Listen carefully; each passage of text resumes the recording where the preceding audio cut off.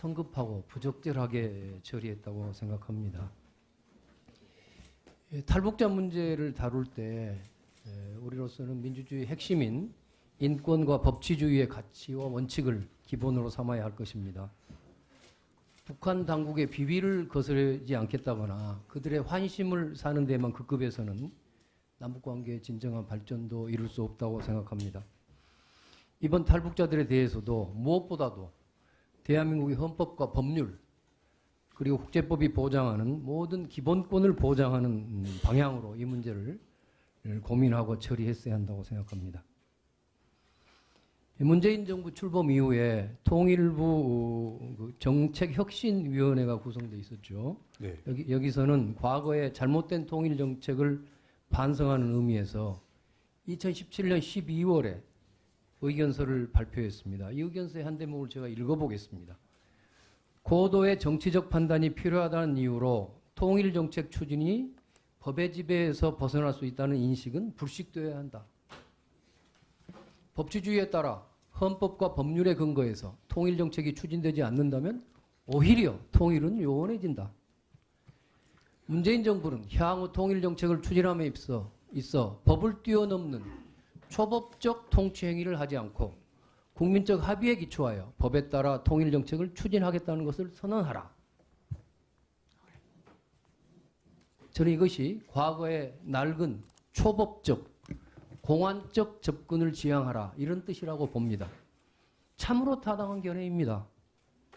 그런데 이번에 정부는 본인은 아닐지 몰라도 과거의 낡은 공안적 시각에서 이번 사건을 처리했습니다. 매우 잘못한 겁니다. 지금 오늘 다른 의원들 질문 과정에 드러났는데요. 이번에 그 탈북 주민 북송 처분을 누가 했습니까? 통일부 장관이 했습니까? 빨리 말씀하세요. 컨트롤타운은 안보실에서 컨트롤타운은 안보실. 아니 굉장히 중요한 문제입니다. 청와대 안보실장은 대통령의 참모일 뿐이지 어떤 대외적인 행정처분을 할 수 있는 권한이 없는 분입니다. 저는 정부 내에서 컨트롤타워가 있어서 협의한 걸 내가 잘못했다는 게 아닙니다. 뭐 청와대 결정, 청와대 주도권을 인정해 줘야 되겠죠.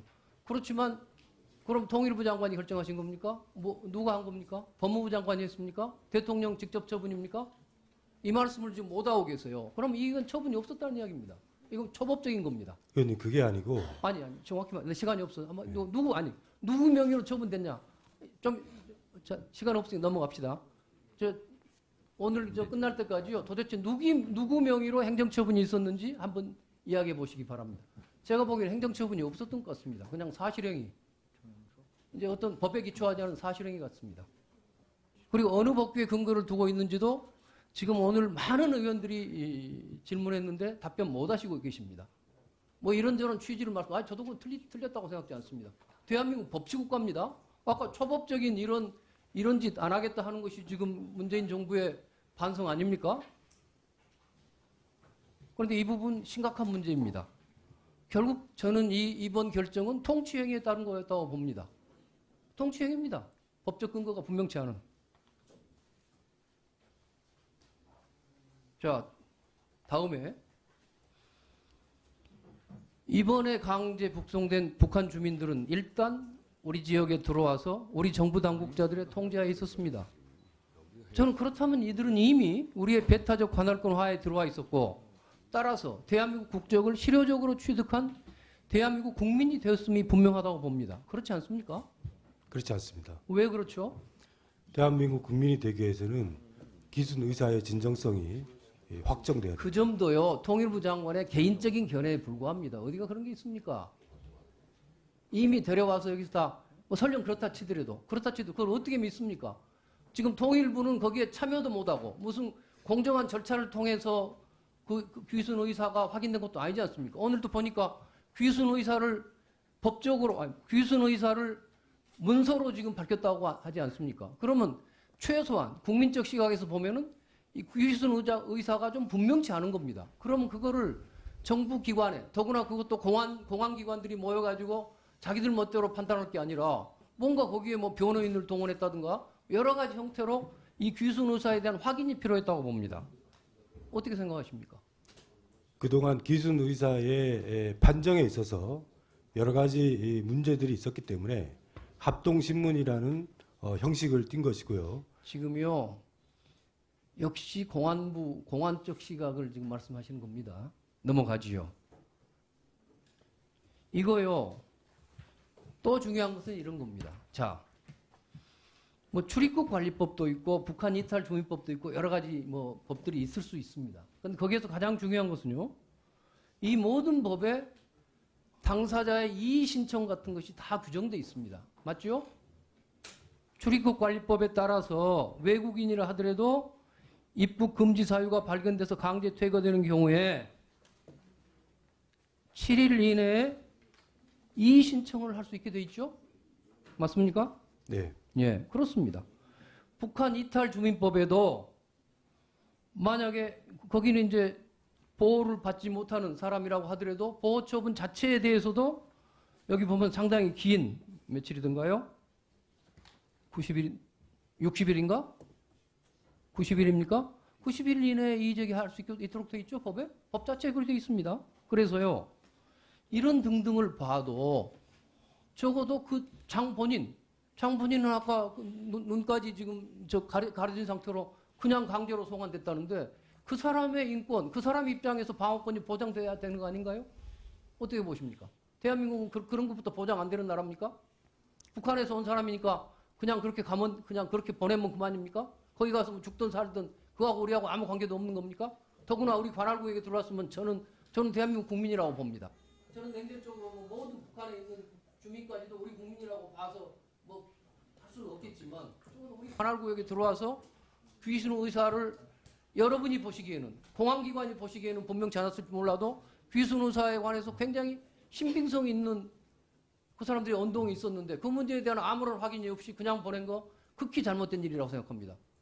국제적으로 인권단체들이 마땅히 비난할 수 있다고 생각합니다. 어떻게 생각하십니까? 네, 기순 의사와 관련돼서 그동안에 과거에 논란이 적지 않았고 그렇기 때문에 합동신문을 하는 목적 자체가 기순 의사를 판정하는 데 있어서 객관성을 기하기 위해서 한 것이고 그동안의 판정 과정에서 기순 의사를 판정할 때 의도나 목적이나 행적이나 준비 과정이나 이런 것을 종합적으로 판단해서 결정하는 것으로 알고 있습니다. 자, 제가 시간이 지났으니까 조금 다시 하겠고요. 왜 사실은 그 남북 문제면 이렇게 쩔쩔맵니까? 사실은 북한 할 말은 하고 우리 원칙을 지켜가면서 협상을 해야 되는 것이지 그냥 북한에 그냥 아까 비유에 맞게만 행동하는 것이 과연 남북관계의 진정한 협력 방안입니까? 예, 북한의 이상입니다. 비를 맞춘 적은 없습니다. 그럼 왜 돌려보냅니까? 왜 돌려보내요? 이걸 그렇게 성급하게 돌려보낼 일이 하나도 없습니다. 왜 떳떳하게 이 안에서 제가 제가 다음 제 시간에 제가 대안을 제시하겠습니다. 더 하셔도 됩니다. 예? 의원님 조금 그래요? 더 하셔. 예. 자, 아까도 아직 말씀드렸는데요. 우선 그 사람들의 이익권을 보장해 줬어야 마땅합니다. 너무나 당연한 민주주의와 인권의 원칙입니다. 더구나 아까 출입국관리법에도 일주일 이내에 외국인이라 하더라도 일주일 이내에 이해할 수 있게 되어 있습니다. 또 뭡니까?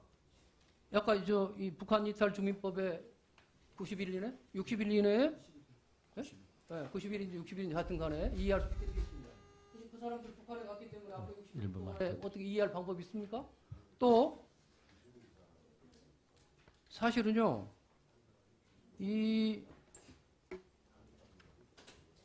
또 하나는 이거 고문 방지 협약 문제 다른 의원들께서도 말씀하셨지만은요. 고문 받을 위험이 있다고 믿을 만한 상당한 근거가 있는 다른 국가로 개인을 추방해서는 안 된다. 아까 지금 지금 북한으로 가면은 고문 받을 위험성이 있다고 지금 인정하셨어요. 그러면은 이 문제에 대한 고려가 없습니까? 아까 국내법에 국내법의 절차에 따른 예외가 있지만 지금 우리 국내법이 사실은 아무리 잘 봐줘도 흠결 상태입니다.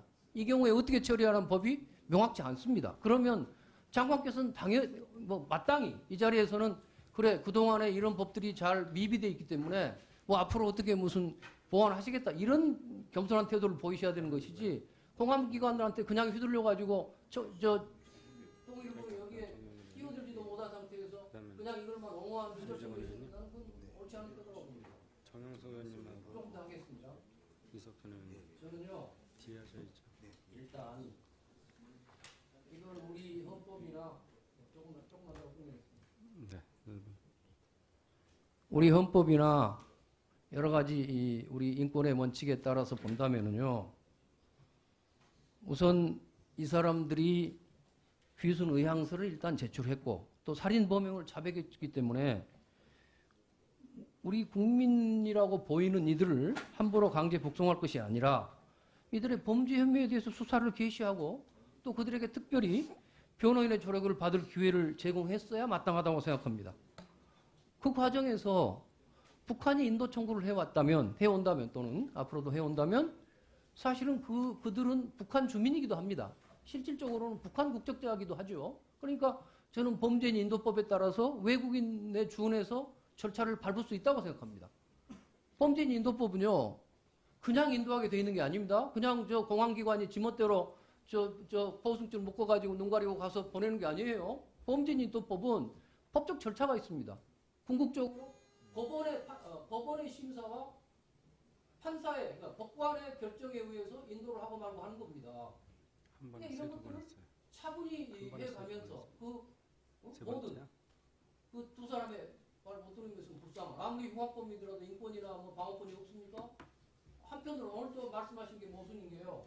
한편으로는 이 사람들이 흉악범이라 하면서 대한민국에 기소되면 무죄 난다고 그렇게까지 전문가십니까? 저도 좀 법률에 대해서 아는데 왜 무죄가 납니까? 두 사람이 각각 범죄의 죄수의 딜레마 모르십니까? 두 사람이 각각 잡혀가면 충분히 유죄 날 수 있습니다.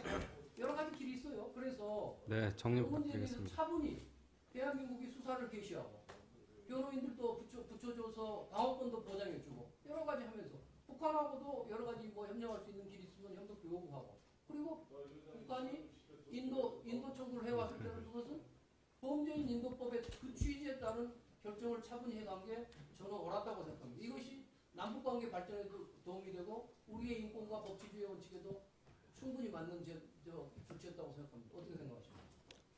의원님 말씀에 하여튼 여러 가지 그 법률적인 조치들에 대해서는 좀 더 검토를 해보겠습니다. 네.